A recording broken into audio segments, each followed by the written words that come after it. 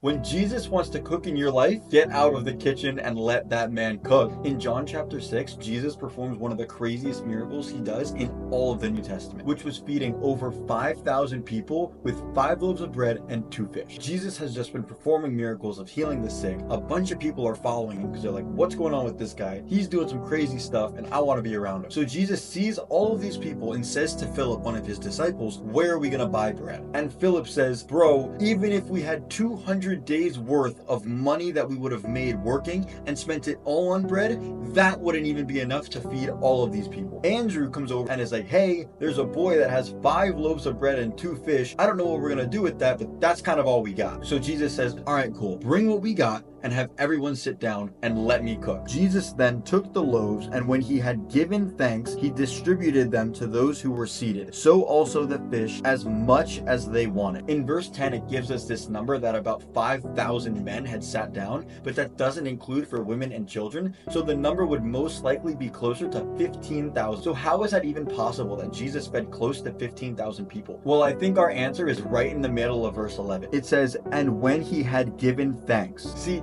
that is the supernatural ability of God's provision. The Father's blessing is the secret ingredient as to how this many people were actually able to be fed. Look at what verse 13 says. So they gathered them up and filled 12 baskets with fragments from the 5 barley loaves left by those who had eaten. There were 12 baskets full of bread left over out of the abundance that God had just provided. But don't miss it. The amount of resources didn't change. It was still the same 5 loaves of bread and 2 fish. The only change was who was actually in charge of those resources. What we have goes so much further when it is being held by Jesus and blessed by the Father instead of in our own hands. So Jesus has moved somewhere else and people are following. And look at what it says in verse 23. Other boats from Tiberias came near the place where they had eaten the bread after the Lord had given thanks. Notice how it doesn't say after the Lord had fed 5,000 people. It specifically says after the Lord had given thanks, because without that, it's just loaves of bread and just 2 fish. I pray you got a lot out of this video and that you understand just a little bit more about who Jesus was, why his life matters, and how it applies to you. And I will see you tomorrow for day 7, where we will learn just a little bit more about Jesus together. God bless.